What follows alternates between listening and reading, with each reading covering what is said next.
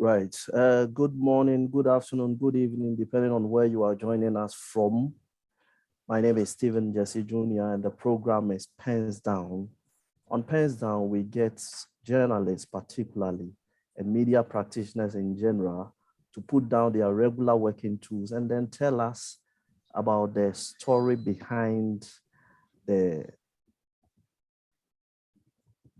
journey they have embarked on with regard to news gathering, news reporting, and everything in between. This is the only platform where you get them to become the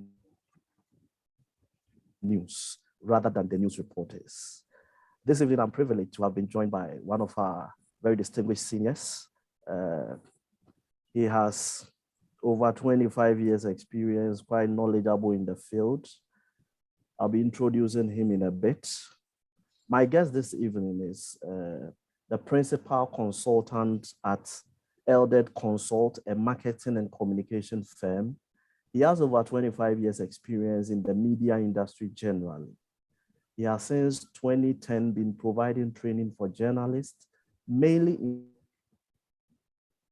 in finance and economics, as well as the extractives. He developed and has so far executed 4 editions of Finance and Economic Clinic, a business and finance clinic for non-financial journalists, a large number of whom are currently manning the business desk of their respective newsrooms.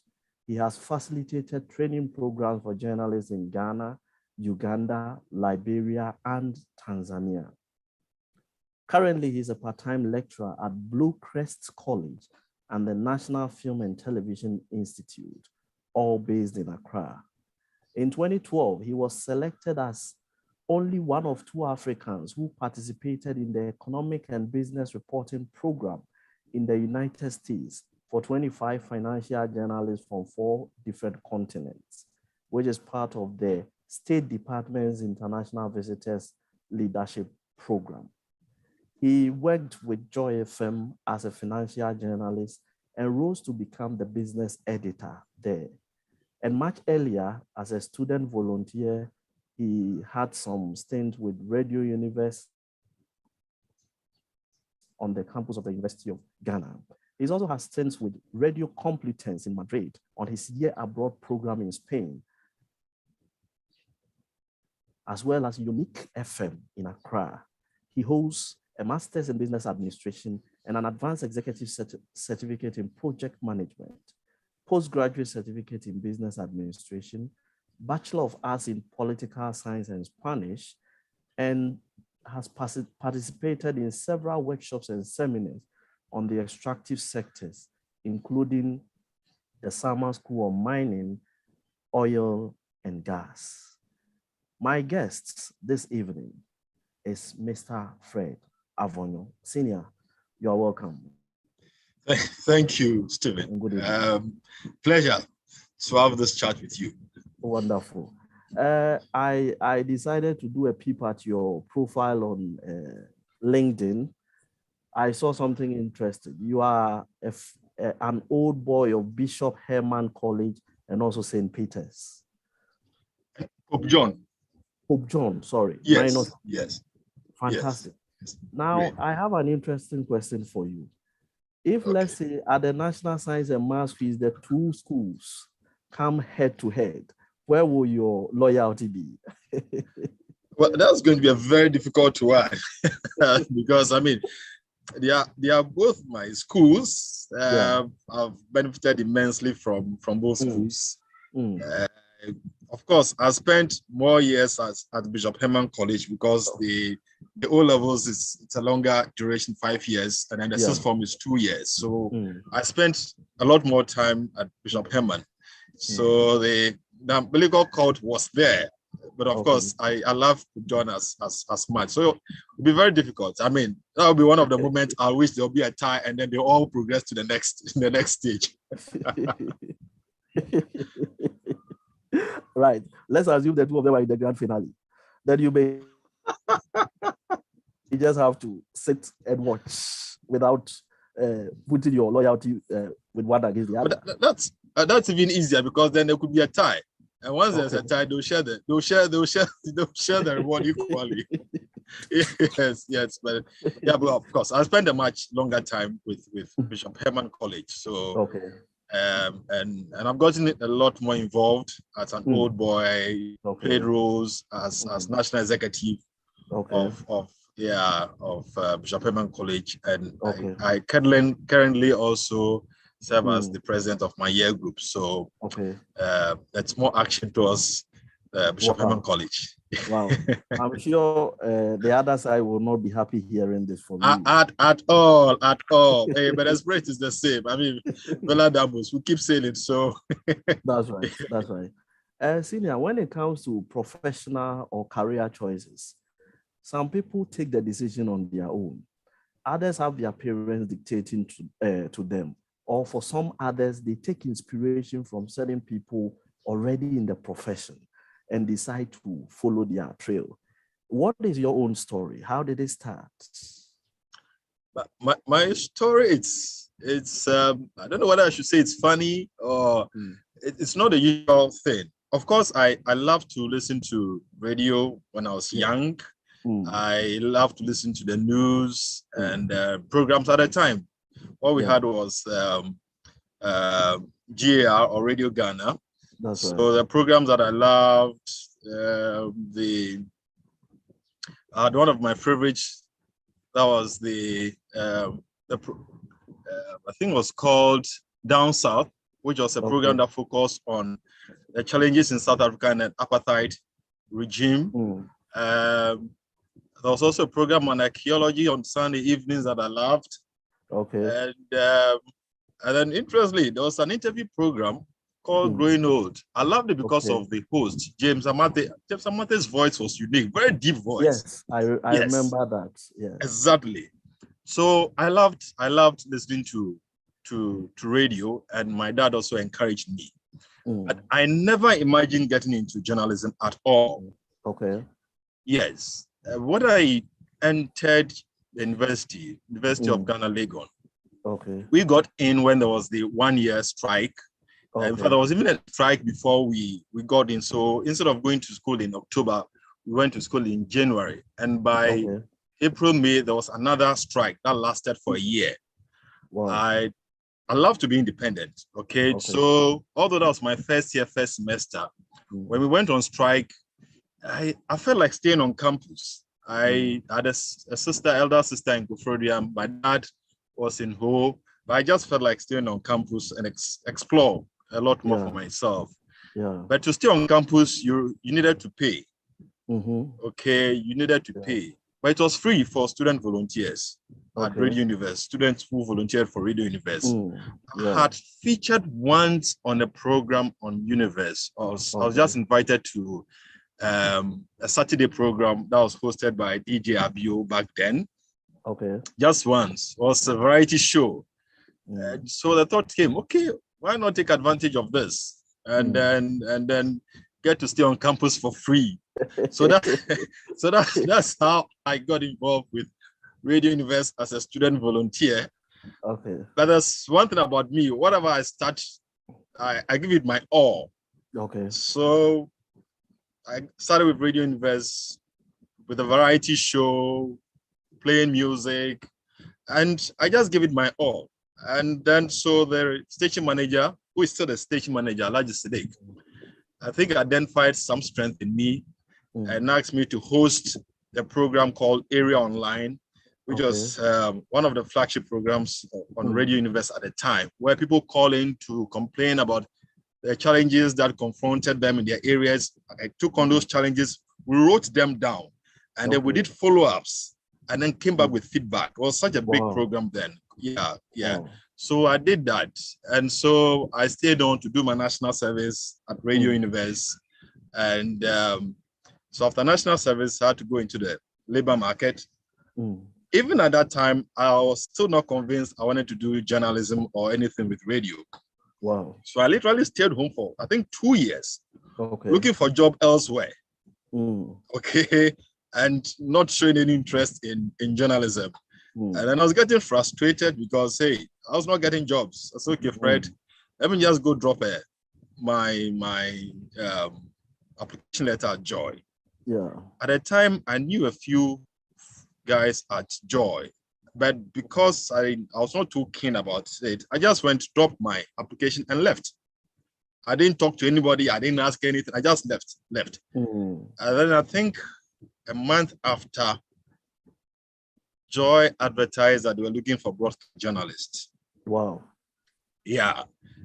And so then there was a confusion. At that time, when I left school, there were all kinds of theories about applying for a job. If you took 2 applications for one job, it meant you were either too aggressive or something, so it could work against you and all of that.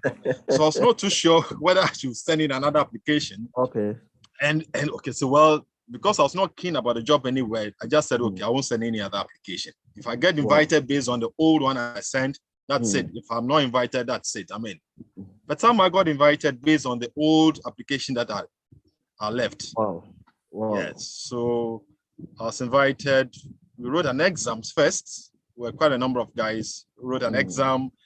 Then we had an interview after the exams. And then I was called in for another interview, and I think a third one. And then I got a job. Wow. At Joy. So in which year was this? That should be early 2000s, 2001, 2002, thereabouts. Yeah. Okay. Yeah. And even at that time, at least compared to now, the graduate numbers were not too huge, but still you had to go through several levels of interview and exam. Yes, because I think it was a time that there was some kind of transition at Joy. Okay. So they actually brought in a consultant. Mr. Kojo Yanka's firm was contracted to recruit people for the newsroom. Okay. Yes. So it was a very elaborate process. Very elaborate process. Yes. And I think at the end of it, it was myself and Jifa Bampo. The 2 of us were selected, but Jifa didn't come. She didn't turn up for that. I think she stayed at GBC. So I ended up being the only person that was selected and got into Joy.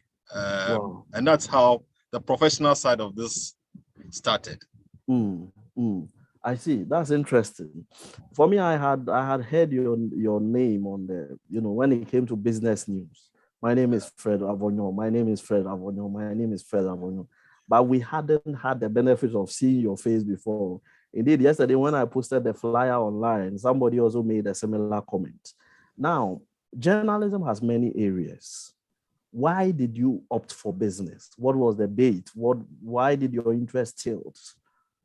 Okay, so my love for finance and economics predates journalism period. I did economics in secondary school, and I loved economics.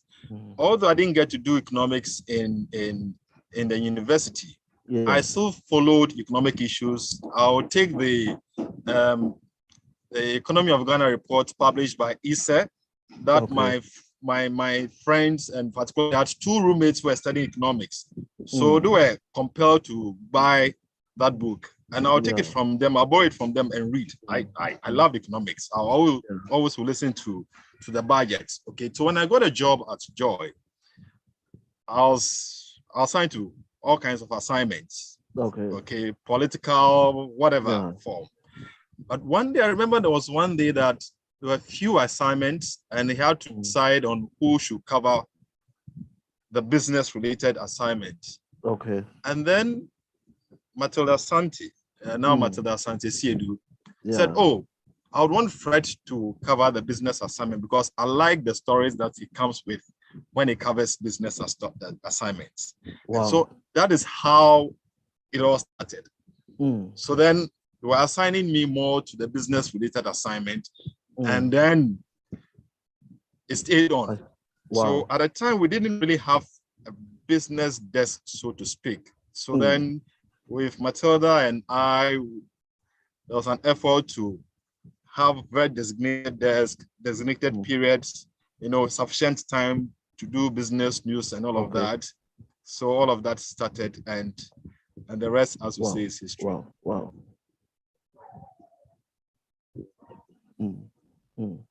I think we are losing you a bit.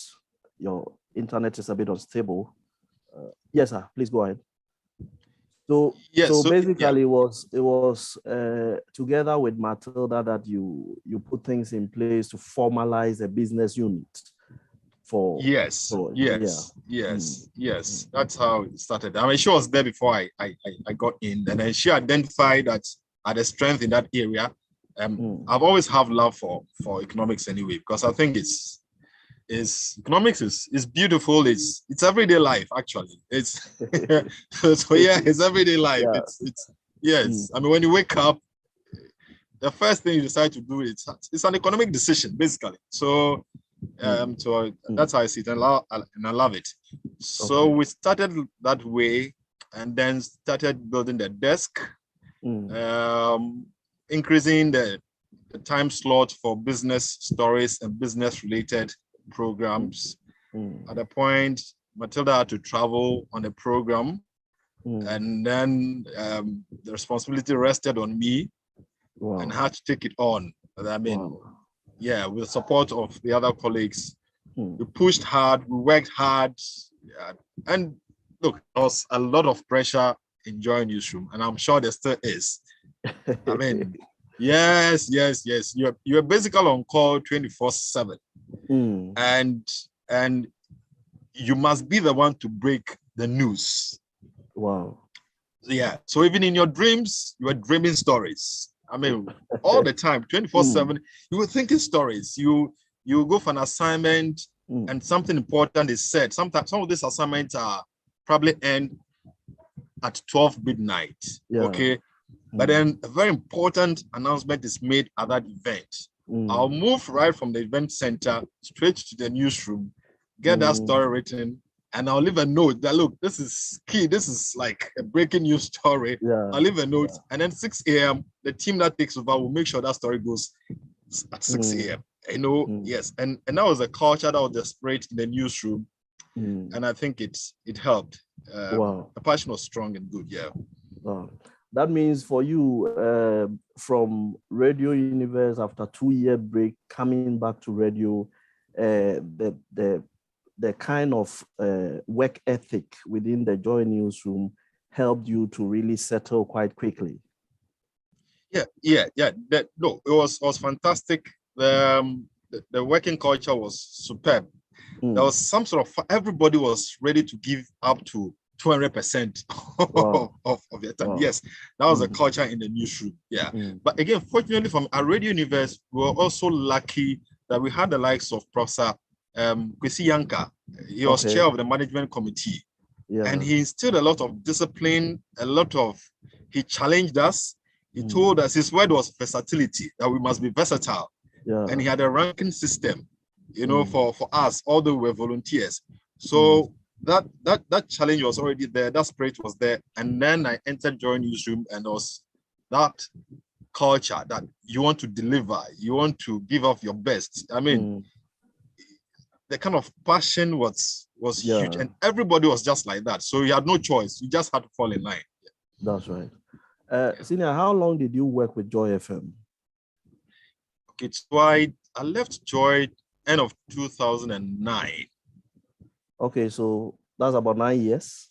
Yeah, they're about 9 years. 8, 9 years. Yeah. Now, what was that one thing that kept you doing the same thing for 9 years without getting tired before the 9 years? Yes, I think it's the passion. No, journalism is beautiful, and it has a direct link to your personality. Yeah. When you do a good story, everybody mentions your name. You know, yes. When you do a good story, people are talking about it, you feel so good. I mean, there were a number of times that I remember back then, the early times, sitting in Trotro, and I hear people discuss stories that I had done. You know, I won't say, I won't tell anybody that I'm the one, but you feel it. You're in the car and you're talking about the story and discussing it, and you feel so good. Okay, right. Sometimes it will keep you smiling for days. You understand? So because of that, you know, the drive was always there. You do a good story, people see you say, "Hey, Fred, I love this report that you did. Hey, it was spot on." And then and people are willing to call you at odd hours to give you information and all of that. And it tells you that they love what you're doing. And so, you know, the drive is on, and you're just going on and on and on. you know. You are now a teacher, the trainer. Journalism in Ghana, there are just a few media houses that have very standardized remuneration systems for their newsroom staff. The picture out there doesn't appear to be too good, where some struggle to make ends meet and all that. From your standpoint as a trainer, for instance, currently we have a situation where there is a high attrition of trained professionals from the field. Is it the link between the poor remuneration structure and, you know, what do you call it, the lack of recognition, especially from newsmakers? You know, a lot of the newsmakers love to look down on journalists. Is it the case? Is that the reason that trained professionals will want to look elsewhere rather than continue to serve, especially after going through years of training to build themselves for such a calling? Well, yeah. So again, when we are talking about this issue of attrition, I find myself in a very uncomfortable situation because 9 years is yeah, because I also jumped, but somehow I'm still largely within the industry and helping others. So exactly, that compensates a bit for my sin. Sure. That's right. Yeah, but yeah. So yes, I mean, the kind of motivation that you expect in our industry, it's not there. Yeah. Now there are different forms. There's the monetary one. There's even the excitement about the job itself. That's right. The opportunity to rise further. Yeah. Okay. So the growth potential and all of that. All those things matter. At the point of entry, there's a lot of excitement, there's a lot of drive, you want to achieve a lot and all of that. Usually your needs are less in terms of you're probably not married, you're okay with where you are, you're okay sitting in trotro and all of that. That's right. Yeah. So at that point you are okay. But then you get to a point 2-3 years on, responsibilities start increasing. So you need more financial resources. You want to explore a lot more. Sometimes there's something happening outside of Accra. You would love to go and cover, report, but then the organization is unwilling or unable to support you to go and do that. Okay. So it gets to a point, realize that, okay, the work is becoming repetitive, less exciting. The remuneration, it's not matching up to your needs and even your growth. And the sad thing is that as a result of, particularly for broadcast journalism, you become visible. Your name, everybody gets to know of your name and all of that. Radio, you're fortunate, they don't see your face. The unfortunate thing, even for radio these days, is that because of social media, you are seen. Yes. We were lucky, we were not seen. So you know my name, but I could walk wherever and nobody would know that I was the one. And I enjoyed that a lot. Okay. I enjoyed that a lot. Yeah, but then your name. So they will expect a certain basic living standards of you. So once that is not happening, then there's a challenge. And also you see your colleagues with whom you went to school. And if they are doing better than you are, despite the hard work, your qualifications and all of that, then you begin to think twice that, okay, do I have to do something on the side or do I have to move on? So it's a major challenge. And I think the media owners would have to take a particular look at that. The human resource managers at the various media houses would have to realize that journalism or media practice is distinct.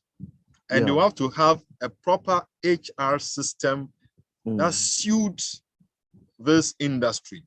If they want to do human resource management as usual, they will miss out on a lot of things. And there'll be a lot of dissatisfaction in the newsroom.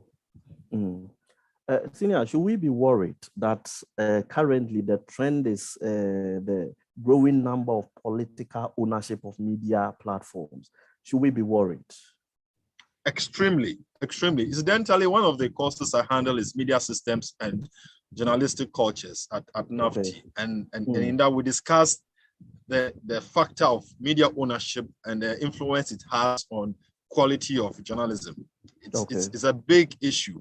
And if you have a situation where the landscape is dominated by politicians and businessmen with high interest in making profits, then the likelihood that professionalism will be sacrificed is very high. And I think that is what is happening. So we have several media houses that indeed those that are practicing what could be described as professional journalism can be counted on my fingertips. Very few. So and the politicians are also using, a politician could set up a media house and let it run professionally, because we have a few of such media houses that are owned by people who to some extent are politicians, but they've allowed them to operate largely with free hands. Increasingly what we see is that they set these media houses up to do partisan politics, and that is dangerous, and that is not helping us. It's impacting negatively on the industry, it's impacting on the quality, and it's even affecting other media houses that are not owned or were not set up by politicians. And it is dangerous, it's very disturbing to me, and I get worried by the day. What was your highest point while you were in active practice as a journalist? What would you describe as your highest points? Oh, I mean, I think my there'll be several of such. Anytime that I broke a story, I mean, the excitement is like I've won Lotto. Yes, and I think that happened quite often because I fought hard to break stories. Had very good sources, sources that I cultivated over a period of time. People who initially were not interested in talking to me became very good friends and were willing to call me close to midnight to give me leads and all of that. So anytime I broke stories, I get excited, I get so happy. And there's several of such. And then and times that we have controversial issues dragging for long. Those are also very exciting times, so journalism thrives on controversy. Were you in active service during the emergency general meeting at, was it Cowbank? Were you in active service?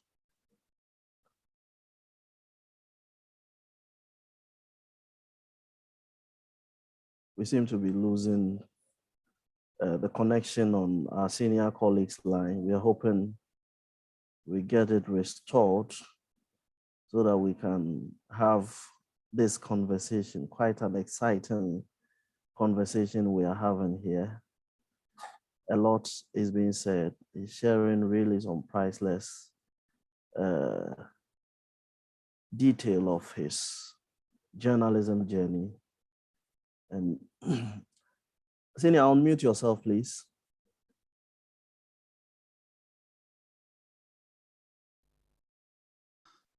Okay, so yeah, sorry, we are power outage. My source of internet.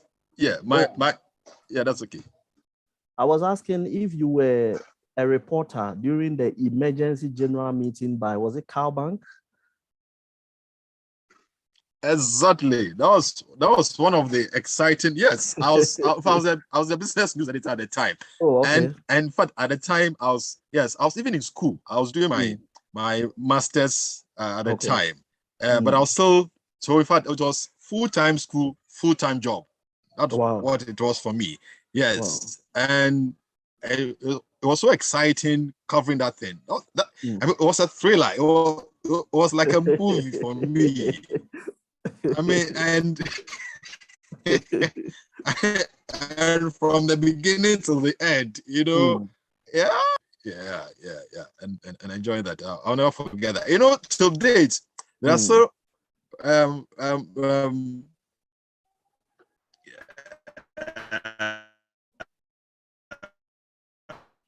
We are losing your connection of it, unfortunately. ripple effects of that still taking place. One of the big stories. Oh, can you hear me?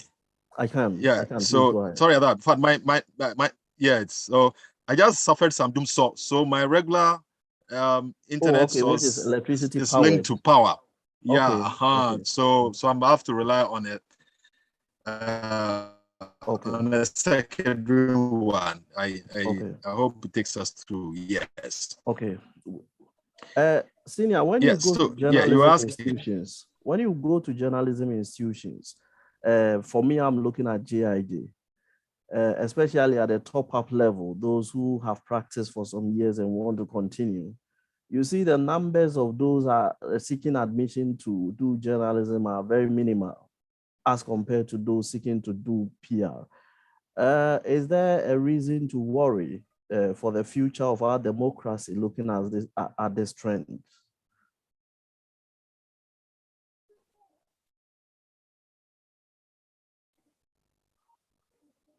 That's a huge. So I mean, they tell me that, well, yeah, journalism is good, but they want to do PR.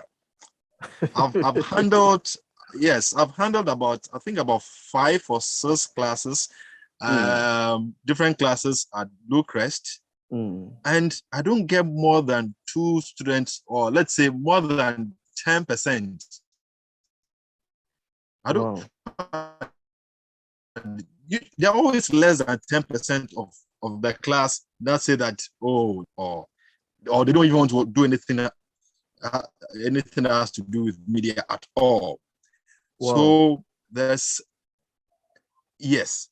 And even for those who want to do journalism, they are not too keen about the hard work. Okay.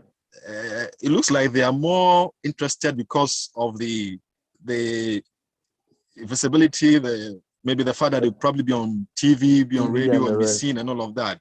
Yeah, so it's a big issue. And when I interact with even journalists that I train, that kind of passion that drives this work, it's not there. Yeah, very few people have that passion. And of course, they're thinking about their stomach. They must eat. So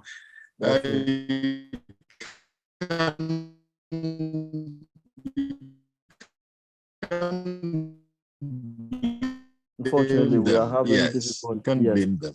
Okay. Your line was breaking a bit. We couldn't pick the last part of your submission, unfortunately. So, okay. So I was saying that, I mean, there's the bread and butter issue. Okay. Right. Yeah. So if the remuneration is that bad, you cannot fault people who are in the profession and yet are not as passionate as they should be. Okay. But that's a big threat. And there's the need for us to move quickly to arrest that. I mean, otherwise, I tell people that if you're not careful, there'll be no journalism in the next few years. Yes. Senior, if you have to turn back the hands of time, would journalism still be on the plate for you?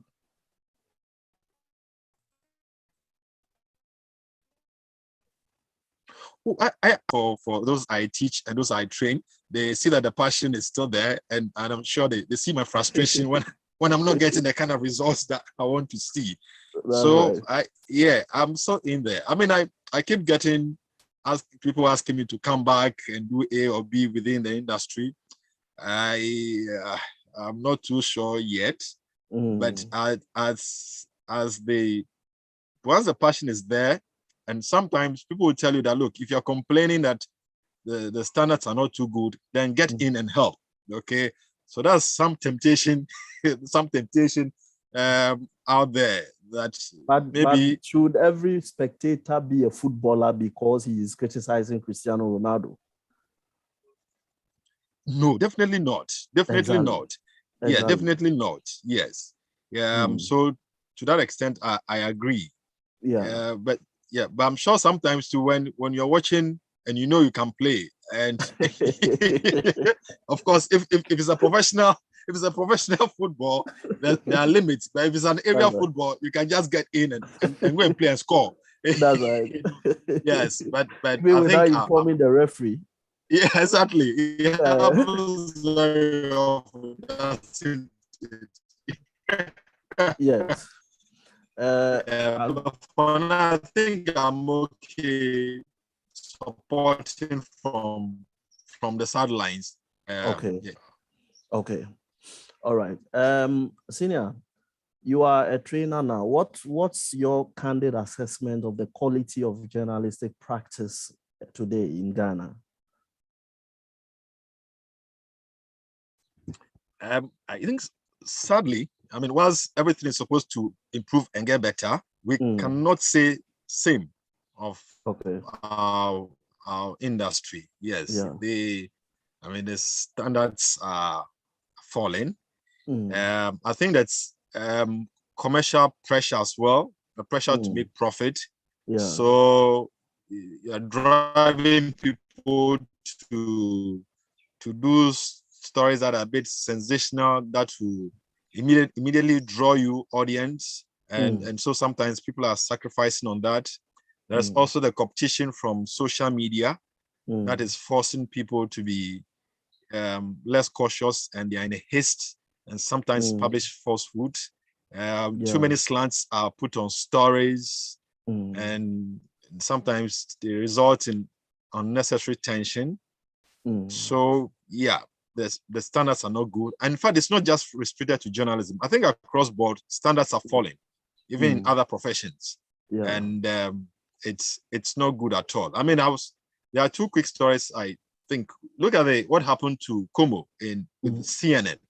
Yes. I mean, if they should apply that standard in Ghana, there'll be no journalists. Honestly, because the issues of conflict of interest are all over the place. Yes. Okay. And for a lot of the international media houses, your social media platform is an extension of your professional work. Yeah. So even what you share on that platform, you could be dismissed as a result of that. If it's considered but that is not the unethical. case here. Yes, but you see people post extremely partisan, extremely unprofessional. They make unprofessional comments on social media, thinking it's their wall or it's their handle, so they can just say anything. But that reflects on you. It reflects on your work. It reflects on your media house. So as for the issues of standard, it's not good, and there's the need for us to sit up and work hard to reverse the situation. Otherwise, you're in trouble. You know what? Usually, there are people who are now entering the profession. Yes. They will come in and think that the standard that we have today is normal. Okay. They wouldn't know that standards are falling. So they think what they see today is standard. It's the ideal thing. It's the right thing. Okay. So exactly. So even if they drop a bit below, they are thinking, okay, I mean, I'm just a little bit below the ideal standard, but that is not the case. So they're already starting from a negative point. And that is the danger. And so whoever comes after, the standard just keeps dropping. It keeps dropping. And I'm extremely worried. I mean, I have discussions with some of the younger journalists. We discuss story ideas. I encourage them to follow those story ideas, and they don't. And sometimes they'll come back and tell you that, well, the editor is not too keen about it. There's no push in the media house to get such stories done. Yes, and it's not good at all. Right. Senior, throughout your so you keep calling me senior. That makes me feel like some old man. Just call me Fred. I'm just giving you respect where it is due, because no, forget it. But I personally, I love it when people call me by my my first name, First Fred. name. Okay. Yes, Okay. I tell my students to do same. Just call me by my first name. I'm very okay. I mean, is there any single incident that happened while you were reporting which represents your lowest moment? Yeah. I mean, yes. I mean, this is a job that also comes with a lot of challenges. Times that you receive threats. Yes. Sometimes threats of suits, false accusations that maybe you did a particular story because somebody asked you to do that and all of that, and that can be very demoralizing. Yeah. Particularly when those moments happen and you don't get a kind of support you would love to get from people around you, it even gets worse. Because when you want to do your story effectively, if you want to say it as it is, you run into difficulty with a lot of people. And that was my story. I ran into difficulty with a lot of people. Wow. And yes, and there were times that I thought I'd have had a lot more support than I did. And yes, those were very, very, very difficult times. Yeah. I see. So journalism today and journalism in the year 2000, what has changed? At the time you entered and now, what has changed? Well, obviously, there are more media houses now. There's a huge factor of the new media, both online and then the social media. That's a huge thing that is changing the landscape completely. Of course, so a lot has changed. The landscape has changed significantly. And so it is impacting on the work. Now, if you don't have the resources and the determination to maintain and improve on the standards, then you suffer. That's right. And I think that is what is happening with a lot of the media houses. And there are also people who are seeking to influence media houses to do things in their way. Okay. It includes politicians, it includes business people, it includes corporate giants. And that is also impacting on the quality of work. Because some of these guys can be so powerful that media owners sometimes bow to pressure. Yeah.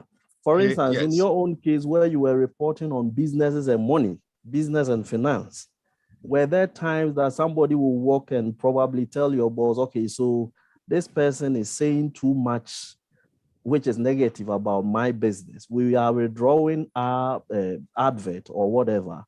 Or you tell this guy to shut up and look elsewhere. Were there times that you came across something like that? Several times. I mean, there were times that even companies pulled out, okay? Wow. But they pulled out and they come back. Now, they come back because, I mean, you needed a platform.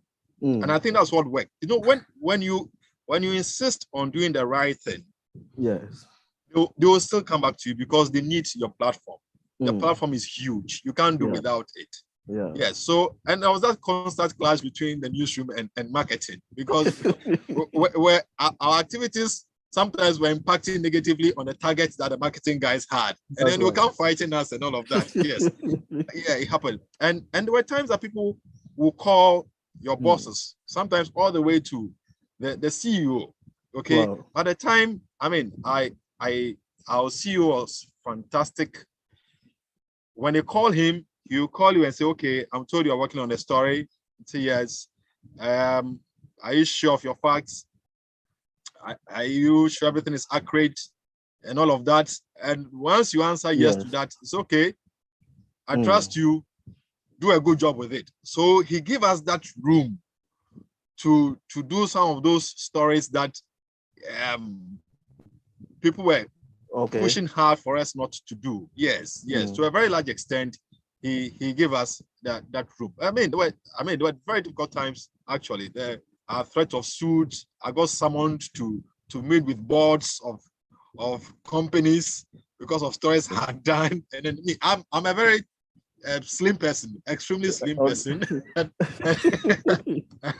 Going to face a board of sometimes 10, 11 people, all in suits and wow. yeah. And yeah, but of course, I mean, some of them end up being very good friends after getting to understand that there were no malice. I was just doing my job. I was just pushing to get things done. Quite a number of them became friends. Subsequently. I see. So that means for you, the internal support that came in the wake of such pressure was what boosted your morale to even do more.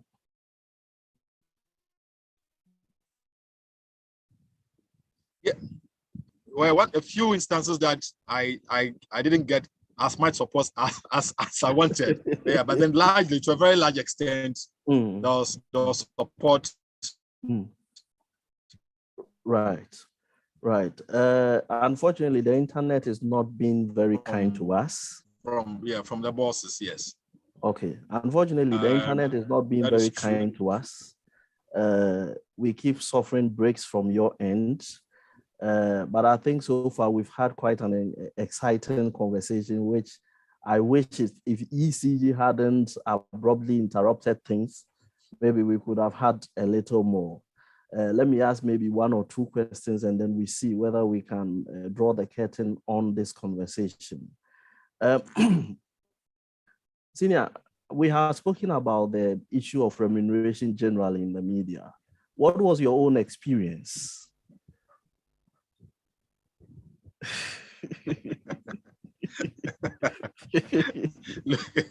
I mean, there's no secret about the industry. It's the same. I know. It's the same. I mean, I have a friend who will tell you that the fatty goat is still not as big as the very lean cow, right? So although I enjoy them compared to a lot of the media houses in terms of remuneration. But of course, we're very different. The HR could have done certain things right, because sometimes you could support by providing other forms of not remuneration, but incentives, exactly. Okay. So you have promotions that run. Companies come to run promotion on your station. You can go into an agreement with them and ask that, okay, can I get one or two of these for my staff? So you could get, you could get free tickets for your best performing staff. For you won't pay for that.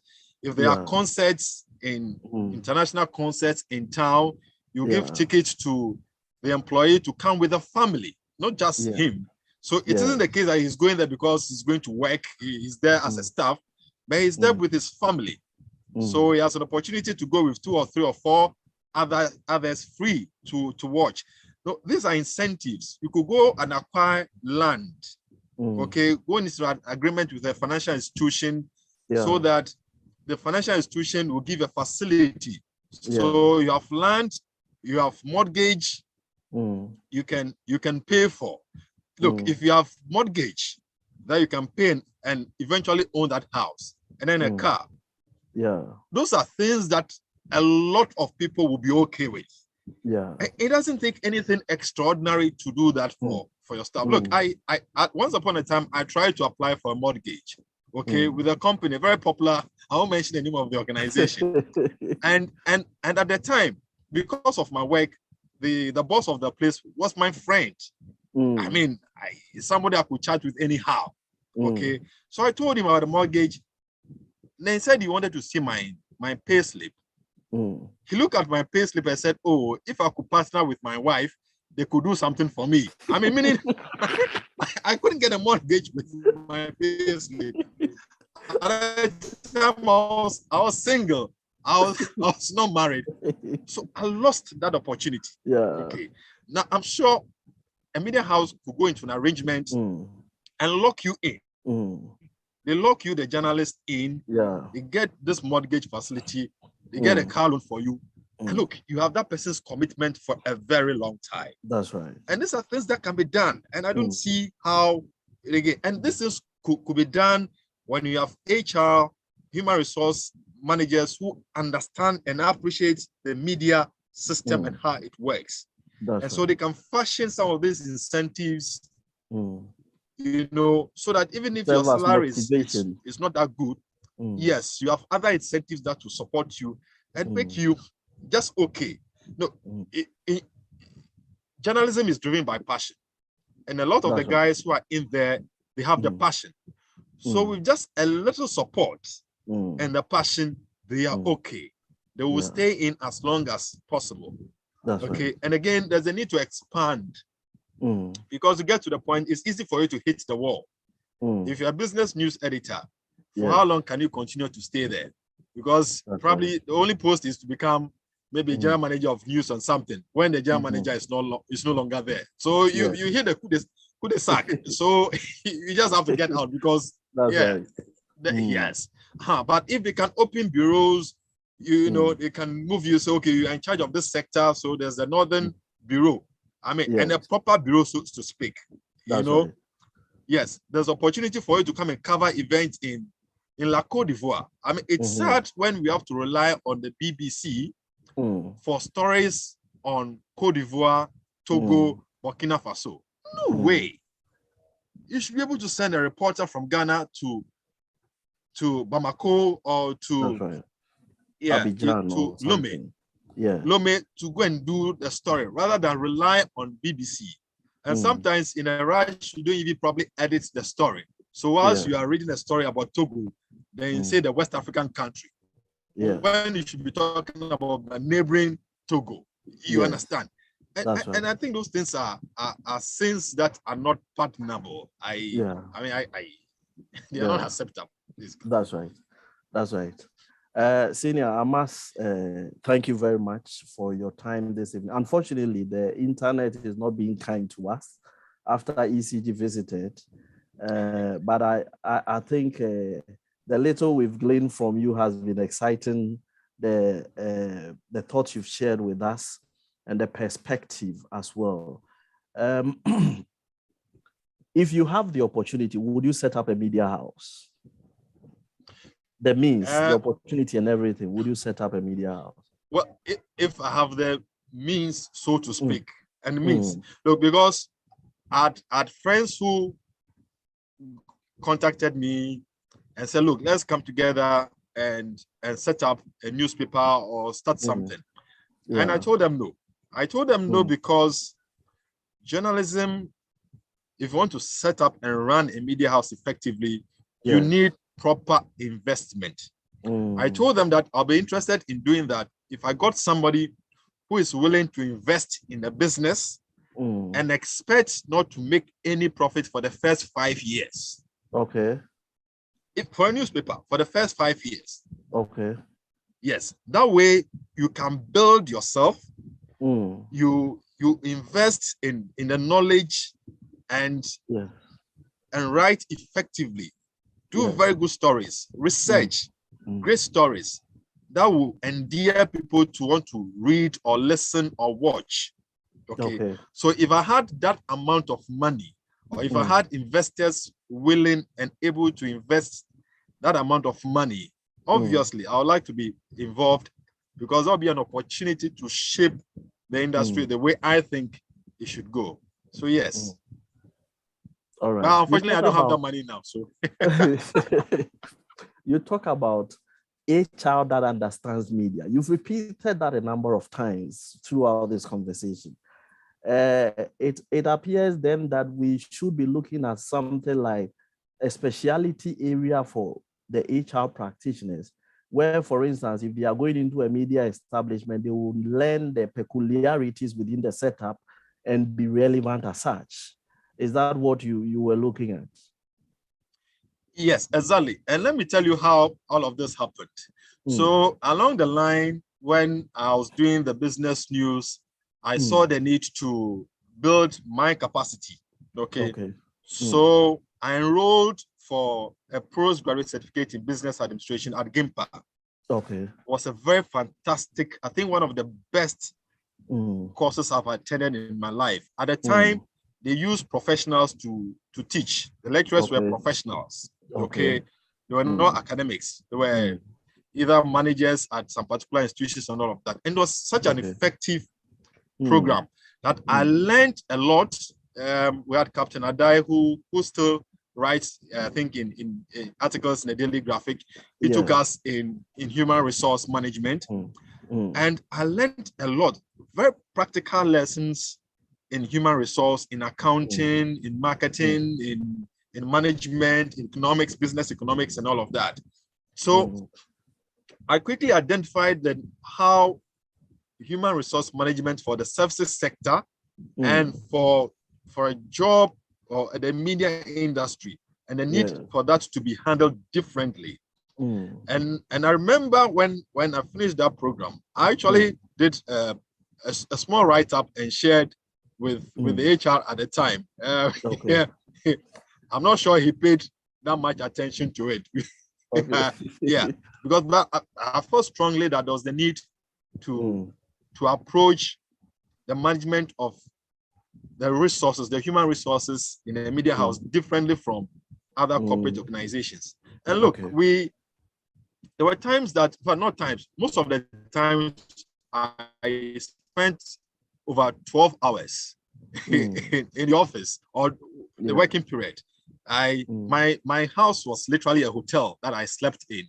And yes, I visited my hall, and I'm using the word visits. I visited my hall usually once in 2 weeks, and I got greeted with my cobwebs. You know, I'm entering and then there are cobwebs. Yes, because I got home most of the time 12 midnight. And then I would just sleep and exhausted, wake up. You just fall asleep, wake up and leave. Yes, and leave. You know, and during that period, I mean, my house, I was living alone, so my house was at the beck and call of thieves. I suffered break-ins almost every year. Yes, I'll come back and then my door has been broken open. They will take as many things as they want to ransack. Severally, almost every year I had a break-in because I literally didn't live there. I just slept there and came back. Okay.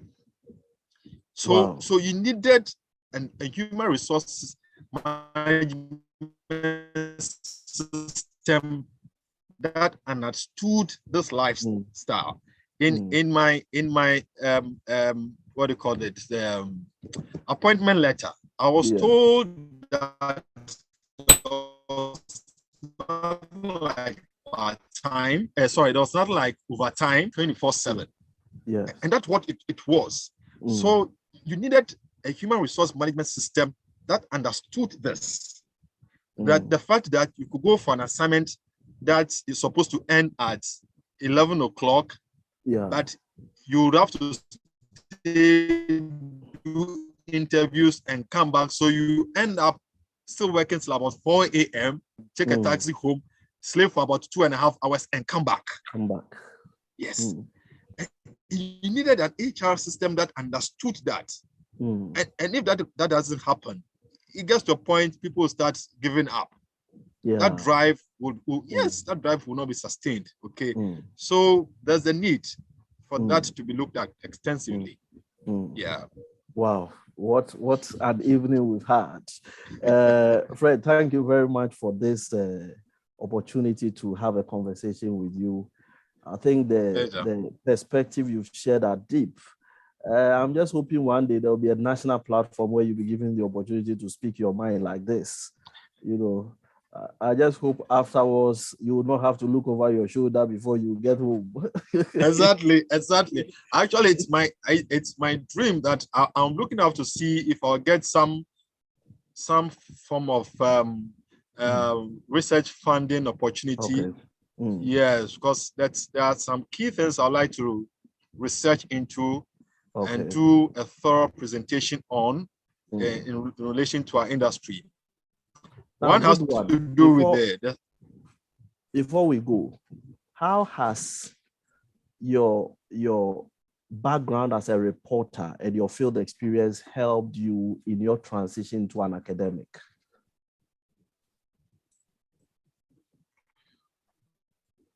Oh, okay. As in when I was doing my okay, Exactly. yeah. It's yes. I think immensely because I use very practical examples to back the theoretical aspects when I'm impacting knowledge. Yeah, because I'm not talking from the books. Yes. I'm combining the two, and I think that's a more effective way of impacting knowledge. And I say that because personally, I benefited from that when I took that course at GIMPA at the time. Okay. When yes, I had professionals teaching me. It was so effective. And I'm doing my very best to be as practical as possible with my students, combining the theory and the practice. It also helps you even understand a better appreciation and interpretation of those theories when I'm impacting them to the student, because you see the practicalities of this. I mean, theories are not abstract; they are based on things that happen. You know, the practicality. Yes. Okay. Thank you very much. It is extremely useful, and to the guys reflects on you. So give up your very best, even if the remuneration is not good. You'll get the reward for it pretty soon. So yeah.